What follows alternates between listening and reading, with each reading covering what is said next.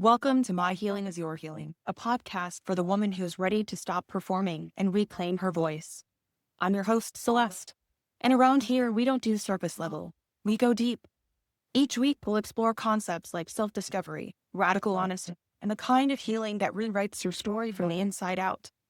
This is a space for truth-telling, for remembering who you are, and for coming home to yourself, louder, braver, and more radiant than ever. So come as you are, and let's do this together.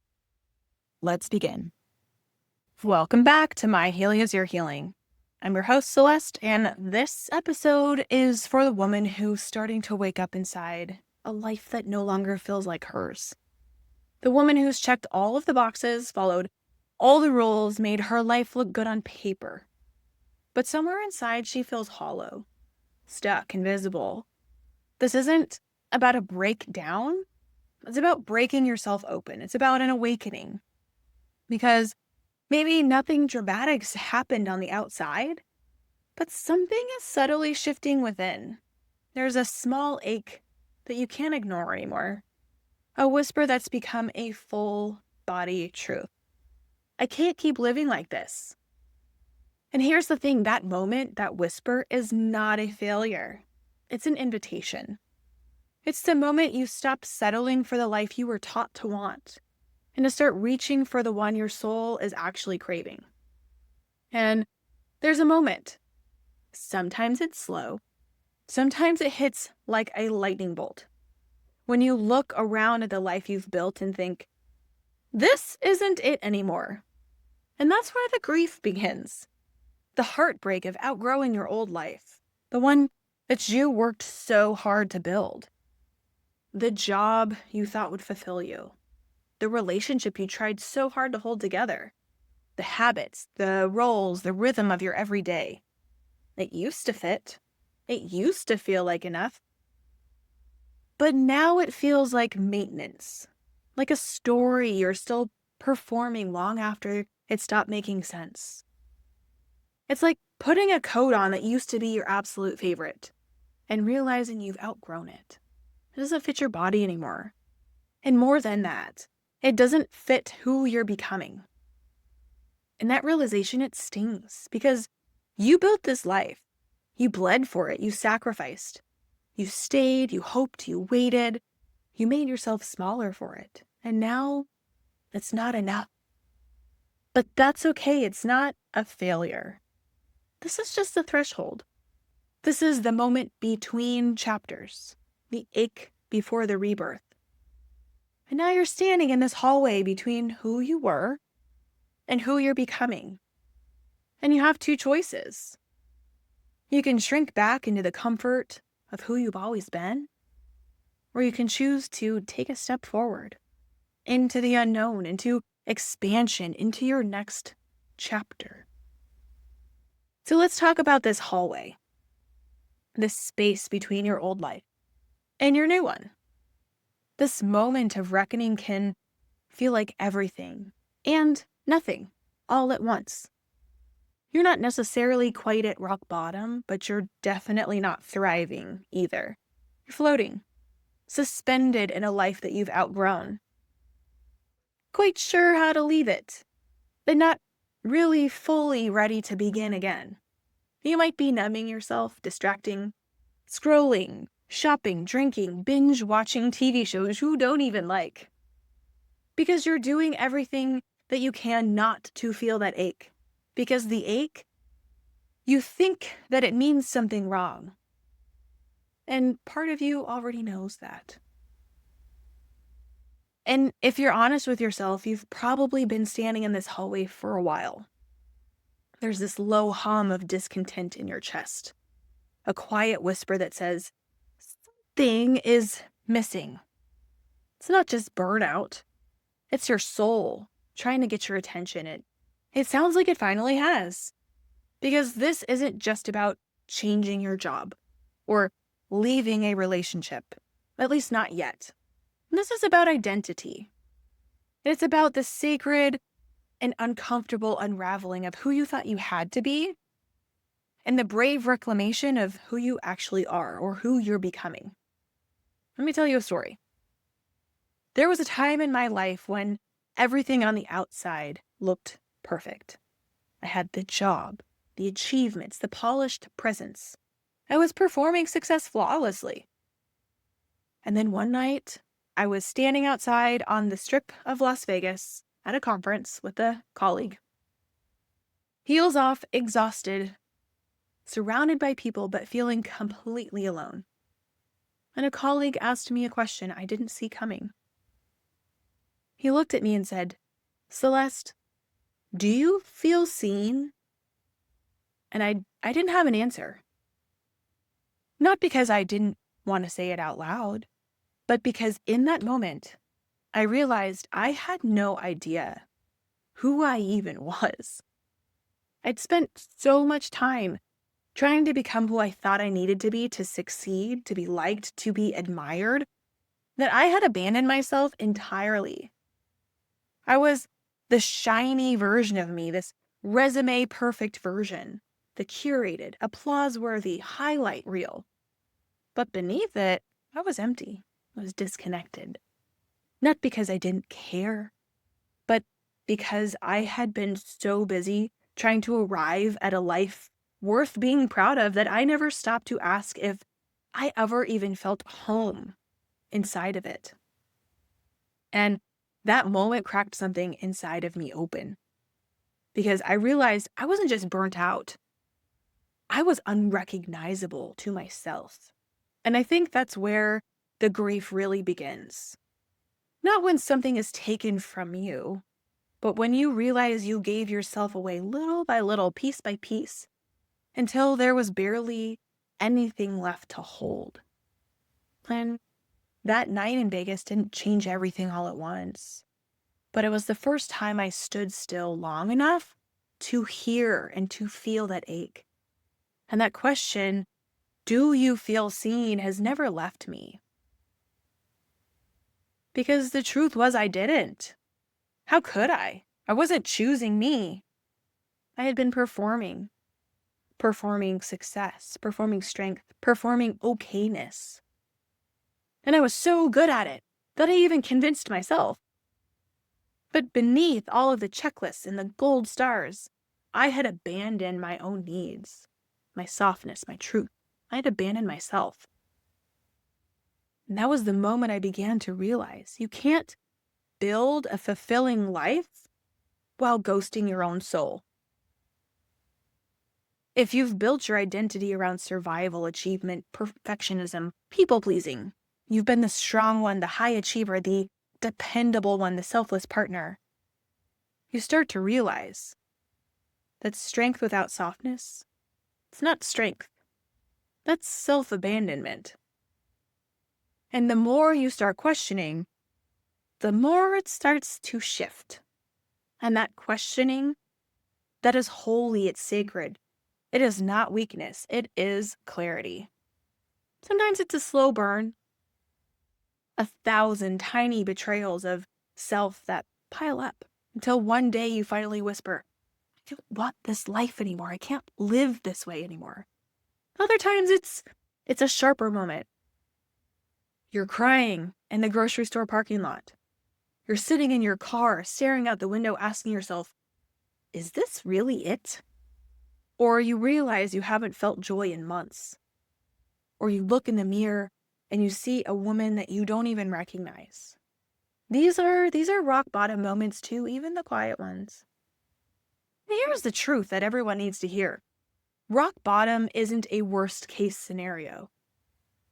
It's often the first honest moment that you've had with yourself in years. And the day that you stop pretending, the day that you stop waiting for someone else to change your life, to knock on the door and say, okay, Celeste, your new life begins now. It's the day that you finally say, if I only get one life, I refuse to keep living like this. It's not a failure. It's not even a weakness. It's your invitation. Your invitation to come home to yourself, to let go of the outdated story, to stop asking, what should I be doing? And start asking, who am I becoming? Because you've outgrown your old story, and that's okay. It means you're expanding It means that there's a new version of you calling. She's asking you to build a life that finally fits.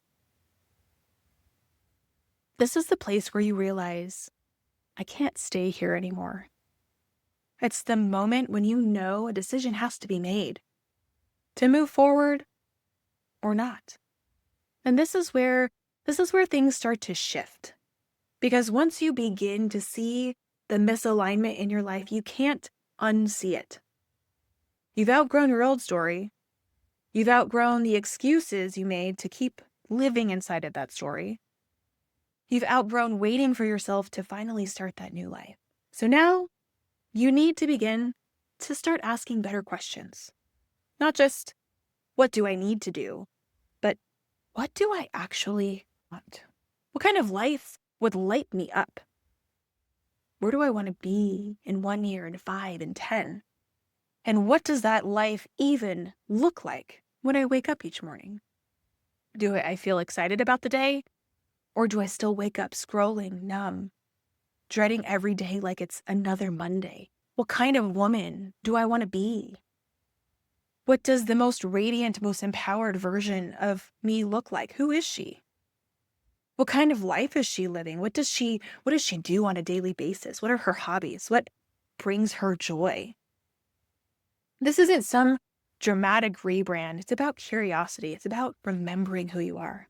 It's about calling back all of the little pieces of you that have been scattered over time through people-pleasing, perfectionism, fear, shame, and self-abandonment. You've given away these little parts of yourself. Little here, little there, to stay safe, to be loved, to survive. But now you start to build a relationship with your future self, that higher version of you who is already living that version of the life that you're craving. And so you begin walking in her direction. And here's the thing that nobody tells you about rebuilding. It is not about starting over. You're not starting over. You're not wiping the slate clean. You're not throwing your old life away. You're still here. You're still living. You're breathing. You're functioning, holding a job, showing up in your relationships, navigating your full life. But now you're starting true. You're choosing. You're no longer living from default. You're deciding to build forward with intention. You're choosing to build from a place of self-honesty and alignment and integrity. This is where the real work begins, not the performance, not the hustle to fix everything all at once, but the quiet, sacred steps back into your own power. One truth at a time, one choice at a time. And this is where you stop numbing. You stop waiting. You stop outsourcing your aliveness. And you begin gently, bravely to build a life that fits the woman that you're becoming. So let's get practical here. This is the part of the show where I give you some tangible ways to begin rewriting your story, because awareness alone isn't enough. You need practice. You need structure. You need vision. So here's your toolbox for rebuilding today. So the first one is timeline journaling. And remember, these are going on Instagram, Toolbox Tuesday. You can find them. There'll be a carousel and they'll have all the questions on them. So the first one, timeline journaling. Start with a blank sheet of paper and divide your life into chapters. Childhood, adolescence, early adulthood, where you are now. And then ask yourself, what roles did I play in each chapter? Who did I believe I had to be? What patterns kept showing up over and over and over again? What am I ready to release from that season? And what version of me deserves to take the lead in the next chapter? You're not just writing your story, you're reclaiming your authorship. And this exercise is an anchor for truth-telling. It's also where you'll begin to notice just how much of your life was lived on autopilot and where you want to make changes in the future. So number 2 is self-concept upgrades. Who are you becoming? Your self-concept is your internal script, the unconscious belief that whispers, this is who I am, this is what I do, and this is what I'm allowed to have. If you'll go back to our be, do, have model from a couple episodes ago. If that script is outdated, so is your life. So it's time to rewrite it. So I want you to ask yourself, who is the woman I am becoming? What does she believe about herself? How does she walk into rooms? How does she speak to herself? And what does she no longer tolerate? And then write a short paragraph from her perspective. For example, I am a woman who trusts herself. I walk in alignment with my values. I honor my body and I speak my truth. I live a life that feels like mine. I no longer tolerate being unseen. I shine unapologetically. And what I want you to do is going to feel silly, but do this every day. Read it every morning. Let it become a mirror to the woman that you're becoming, and then start acting like her today. Number 3, this is a really good one. This is one of my favorite tools, and it's available on my website if you go to the resources tab and download the time mapping or energy mapping worksheet. It's www.myhealingisyourhealing.com. Track your days, not just what you do, but what the things that you do make you feel. So for 1 week, note, what is it that I'm doing? Who am I doing it with or for? How do I feel during or after? Is this life-giving or energy draining? So I want you to rate each activity on a simple joy meter. Color code it or score it from 1 to 10, 1 being absolutely terrible and 10 being super joyful. The patterns will quickly emerge. You'll start to see what nourishes you and what is keeping you stagnant. And from there, you can begin making these micro shifts. You can remove one thing from your calendar that drains you. You can start adding back one thing that brings you joy. And any time that you feel out of alignment with yourself, repeat this process. It's one of the easiest, most clarifying ways to see what's actually going on in your life. Okay, and then we have 4, which is self-trust anchors. Change does not come from some massive overhaul. It comes from small self-honoring habits every single day. So start by choosing one tiny promise to keep each day, just one. Pick something that feels important to you. If it doesn't resonate, it won't stick. You're not going to continue doing it. So here are mine. I know that I said 1, but I have continued to add to them. So drink a full glass of water before my morning coffee. I practice 15 minutes of French. Write 3 pages in my journal. And then after work, I set down my phone for at least 15 minutes just to be by myself.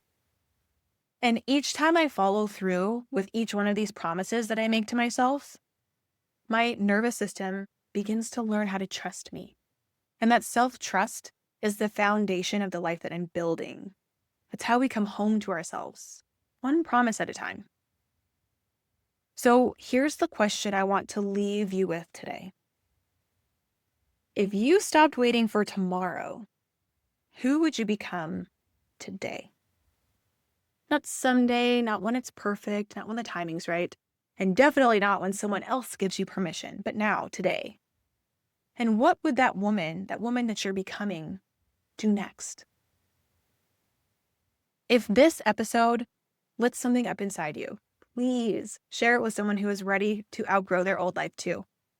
Tag me on Instagram at myhealingyourhealing or shoot me a message. I would love to hear where you are in your journey and who you're becoming. If you want help mapping it out, grab the free resources on my website or schedule a discovery call with me. I'm a life coach. Let's chat and figure out how to help you move forward and become your most radiant self. You deserve a life that reflects the woman you were always meant to be. Until next time, keep showing up, keep growing, and remember, you were never meant to dim your light. Thanks for tuning in and being here, for healing out loud, and for walking this path beside me. If this episode cracked something open or helped you remember a part of yourself, pass it on and share it with someone you love. For more support, free resources, or the next steps to your journey, head over to my website, myhealingisyourhealing.com. And if you loved today's conversation, subscribe, rate, and leave a review. Your words help this space grow and help more women find their way home to themselves. If I was your muse today, then my healing is your healing.